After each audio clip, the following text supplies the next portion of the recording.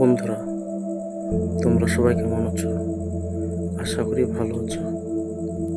তোমাদেরকে পলাশী যুদ্ধ সম্পর্কে কিছু কথা বলবো। তোমরা ভিডিওটা শেষ পর্যন্ত দেখবে। আজ আবারও ফিরে দেখা 267 বছর আগের সেই সাম্রাজ্যবাদী এক ঐতিহাসিক যুদ্ধ। আমাদের জেলা মুর্শিদাবাদ, এর পার্শ্ববর্তী নদিয়া জেলা আছে। প্রতিবেশী জেলায় পলাশী বলে একটি জায়গা আছে। এই পলাশীতে আজ থেকে 267 বছর আগে ইংরেজ ইস্ট ইন্ডিয়া কোম্পানির সাথে আমাদের বাংলা, বিহার, উড়িষ্যার নবাব সিরাজউদ্দৌলার এক ঐতিহাসিক যুদ্ধ হয়, যা ইতিহাসে পলাশী যুদ্ধ নামে পরিচিত। এই পলাশী যুদ্ধের পর থেকে শুধু বাংলাতে নয়, ভারতবর্ষের বিভিন্ন জায়গায় ইস্ট ইন্ডিয়া কোম্পানির শাসন আরও সুদৃঢ় হয়। আজকে আমরা সেই জায়গাতে নিয়ে যাব আর সেখানকার কিছু দৃশ্য তোমাদেরকে দেখাবো। সেই জায়গা 267 বছর পর কেমন অবস্থায় আছে সেইটা তোমাদেরকে দেখাবো। তোমরা সাথে থাকো, আমি যতটুকু পারবো ভালোভাবে দেখানোর চেষ্টা করব। বহরমপুর থেকে পলাশী 40 কিলোমিটার এবং কলকাতা থেকে পলাশী 160 কিলোমিটার। তো আমরা বহরমপুর থেকে 12 নম্বর জাতীয় সড়ক ধরে অভিমুখে বেরিয়ে পড়েছি। তো পলাশী যুদ্ধের অনেক ঘটনা আছে, অতটা তোমাদেরকে আমি বলতে পারবো না, কিন্তু যতটুকু জানি ততটুকু তোমাদেরকে শেয়ার করব।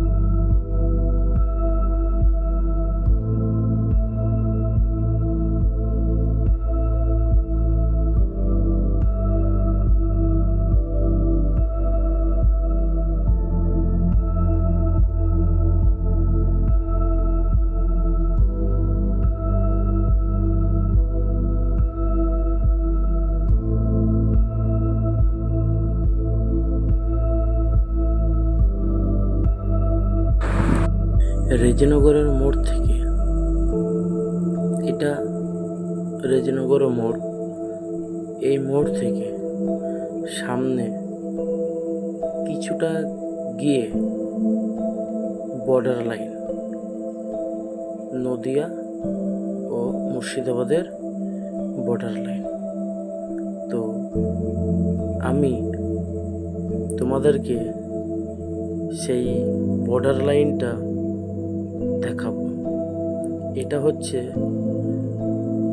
WBSCTCL এর সাব ডিভিশন। তো বন্ধুরা, আর একটু গিয়ে বর্ডার লাইনটা তোমাদেরকে দেখাবো।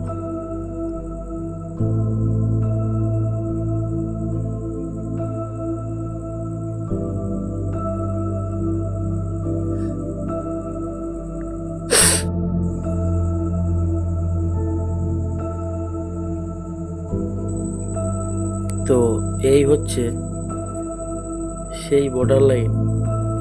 আমরা যেখানে দাঁড়িয়ে আছি এটা মুর্শিদাবাদ, আর সামনে 10 পা আগিয়ে গেলে নদিয়া। ওই যে দাগটা দেখতে পাচ্ছ, ওইটাই নদিয়ার লাইন।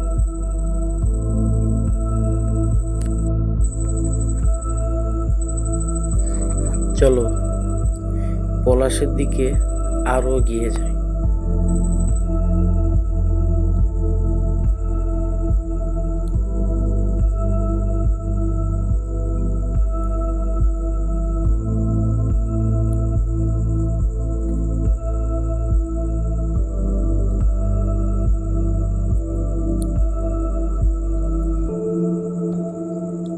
এই পলাশী ঢুকে পড়লাম।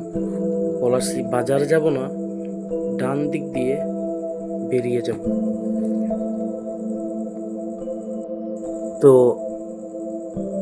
তো আমরা যে মোড়টা দিয়ে যাচ্ছি, এই মোড়টার নাম হচ্ছে ফুলতলা মোড়। এই মোড় থেকে প্রায় 3.5 কিলোমিটার পথ চলে যেতে হবে আমাদের গন্তব্যে। এই স্কুলটা জানকীনগর হাই মাদ্রাসা। তো পথ চলতে চলতে দুদিকে এত সুন্দর সবুজে ভরা, ভাবা যায় না।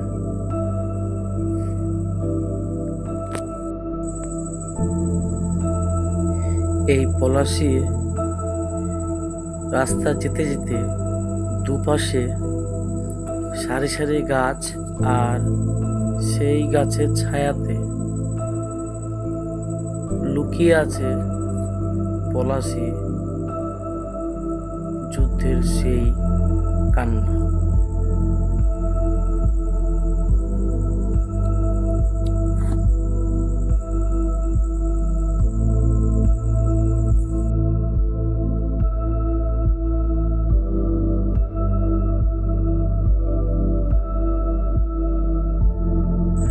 এই হচ্ছে পলাশী যুদ্ধের সেই স্মৃতিস্তম্ভ।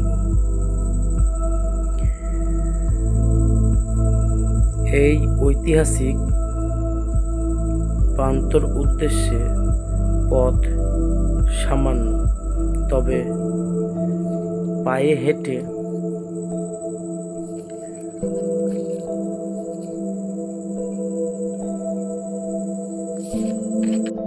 কিছুটা পথ আমাদেরকে যেতে হবে।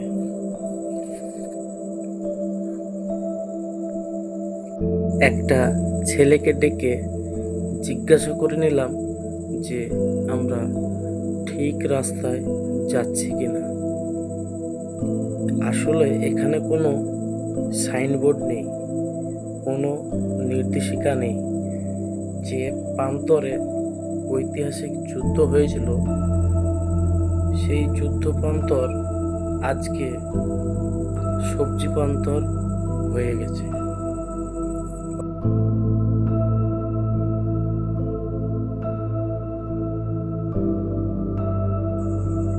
এই ঐতিহাসিক ঘটনার সাক্ষী এই প্রান্তর আজকালের কোদাল ও নাঙলের আঘাতে সব মুছে গেছে।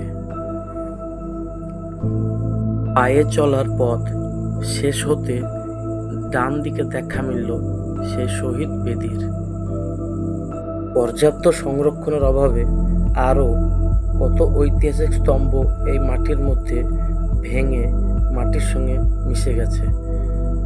কোথায় কি জায়গায় কি কি ছিল, আজ কিন্তু তার কোনো অস্তিত্বই নেই। এটা কোনো সমাধি না, এগুলো হচ্ছে পলাশী যুদ্ধর বীর সেনাদের তাদের প্রবল পরিক্রমের পরিচয় দিয়েছিল। 267 বছর আগে বৃহস্পতিবার সকাল বৃষ্টি শুরু হয়। সেই দিন প্রকৃতিও নবাবের সাথে বিশ্বাসঘাতকতা করেছিল। বৃষ্টিতে ভিজে যাওয়ার জন্য যে কামান ব্যবহার করত সে কামানও ব্যবহার করতে পারেনি। মির্জাফর, যাকে ইতিহাস বিশ্বাসঘাতক নামে চেনে, এবং নবাবের বড় একটা সৈন্যবাহিনী এই যুদ্ধে অংশগ্রহণ করে। যুদ্ধটা ছিল নামমাত্র, সবটা ছিল রবার্ট ক্লাইভের চক্রান্ত। ইতিহাস যেমন মনে রেখেছে মির্জাফর বিশ্বাসঘাতকতা, তেমন বাহাদুর আলী খান, মীর মদন, নয়সিং হাজারি। হয়তো অনেকে জানেন কাজী নজরুল ইসলাম, নেতাজি সুভাষচন্দ্র বসু, বড় বড় ব্যক্তিত্বরা এই পলাশীর প্রান্তরে এসেছিলেন।